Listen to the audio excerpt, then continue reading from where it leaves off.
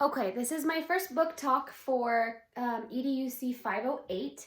A quick preface to my book talk. I found this, or I learned this from a literacy professor that I had for an education class a few years ago. She used one of those clear aprons that have like the pockets in it, but I just improvised with what I have at home. And so the idea is that you kind of wear around a few pictures that represent the book that you're going to talk about. So you can see my 3 pictures here.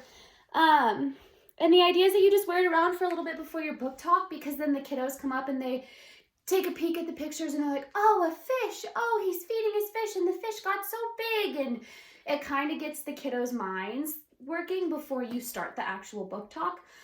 So in my book talk, I would be wearing this, and then the kiddos would get to have a chance to kind of preview the book first.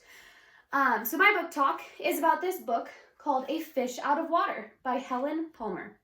How many of you have had a fish before? I have my own fish. So in this book, it's about a little boy who goes to the pet store and buys a fish, and he names his fish Otto. Now, the man at the pet store, he tells him not to put too much food in Otto's bowl because who knows what could happen.